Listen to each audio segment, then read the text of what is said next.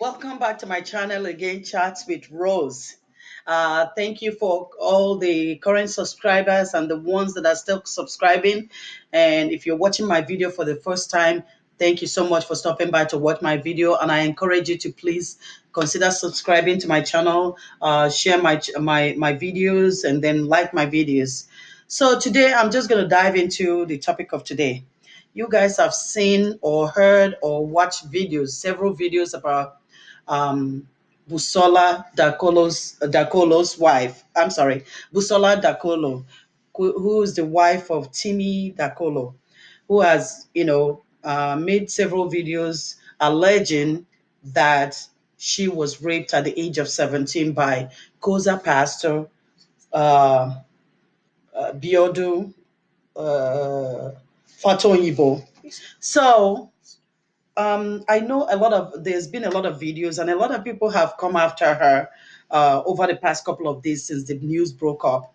And some people are saying that she was lying. Some people even allege that she was cheating on her husband. So, in an attempt for her to cover her tracks, she decided to, point fingers um, at the pastor. And it's just heart wrenching that in this day and age, people will still be defending pastors. I'm not saying that all pastors are evil or they're all rapists, but we fail to realize that these pastors are humans. I've said it in my previous videos that these pastors are humans and they are prone to errors just like every one of us. So when people come out and defend these pastors, it's mind boggling for them to think that this just because they are pastors, they are immune from any shortcomings. That is the highest point of insanity. How could you think a woman of her caliber would just make up the story or she's cheating on her husband or whatever? That doesn't add up and it doesn't make any sense to me. I mean, from all we know, she seems to be happily married. She has three children, and she doesn't have anything to gain from just jumping out of nowhere to claim that she was raped. She's old enough to know what is right from wrong. She's not going to come out. I don't believe that she's just going to wake up from nowhere and come out and start spilling false, allegations that this pastor raped her. Besides that, the very first time I started hearing from Biodun Fatoyinbo was during the time of Stephanie Otobo's case against Pastor Suleiman. A lot of people made comments on the comment sections of different videos saying that the Stephanie Otobo's case was like the case of Essay Waters, Essay. So, who was the lady that accused the same Pastor Biodun Fatoyinbo, of having a sexual relationship with her? And that was in 2013. I never heard of that at the time, but 2 or 3 years ago, during the time of Stephanie Otobo, I read on the comments about her, and I actually went over to research about her. I listened to her to her interviews, and I read everything, all the articles. I mean, majority of the articles about the allegations at the time, and I had no doubt in my mind that this Pastor Biodun Fatoyinbo, at the time, was guilty as charged, because I don't see that lady waking up. I mean, we're talking about Nigerian women.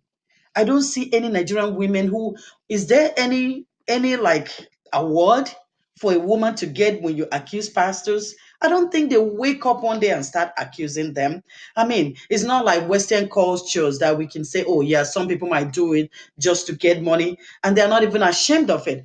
But any reasonable Nigerian woman will be ashamed to even talk about her being raped, not about herself being raped, let alone trying to say it, or to try to extort money from a pastor, or trying to blackmail a pastor who wants to come out and say they are raped. So I believe that for any woman to say that he or she that she was raped, she was actually raped. No woman would be proud to come out and say they were raped when they weren't. That's not possible. So, and for those that are still doubting that this could be lies, I don't think so. I don't think, with all the explosive she's given. She's mentioned all the people that were aware of it, her parents, her brothers, her mother, her brothers, or one brother and several sisters, and then one or two pastors who are still pastors of the church that were aware of it. And also the fact that her own brother, took a knife, grabbed her, and headed over to Pastor Fatoyinbo's house to confront him. And then, according to her, on their way down there, Pastor Biodun saw them from afar and just came running towards them and started asking, "What's the problem?" and all that stuff, and started begging them. And then eventually they headed back to her house, and he was begging the family.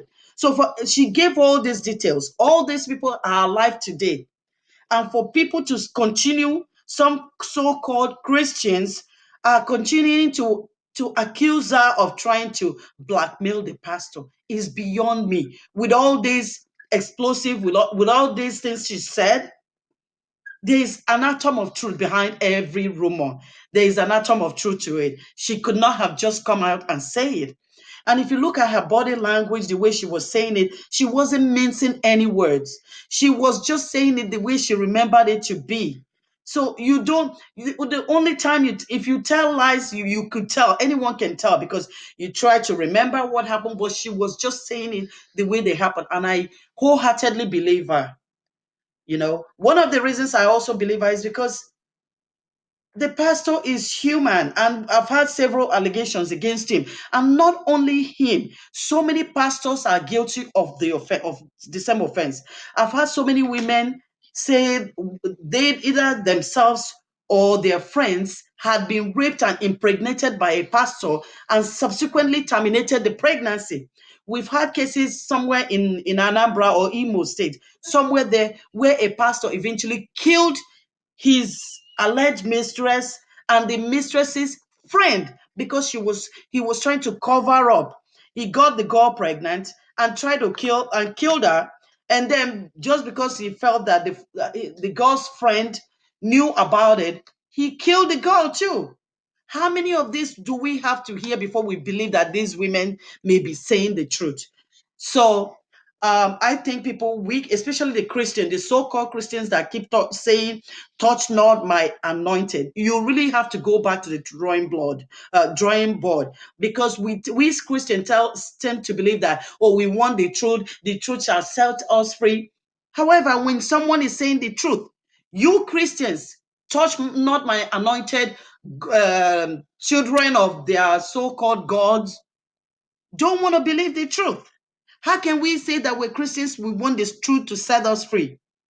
But when someone is saying the truth, we don't want to accept the truth just because it's happening to a man of God. We have to change our mentality. If we really not want to not shame the body of Christ, I think it's our responsibility as Christians and as human beings to stand against rape, against any form of sexual abuses going on in our churches. We should be able to stop it. We should be able to hold these pastors accountable for it.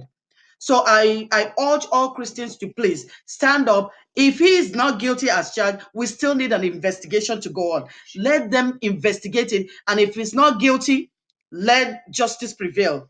Okay, so with that, I'm going to say thank you for stopping by my channel, and please consider subscribing, and thank you for watching my video. With that, I'll say see you next time.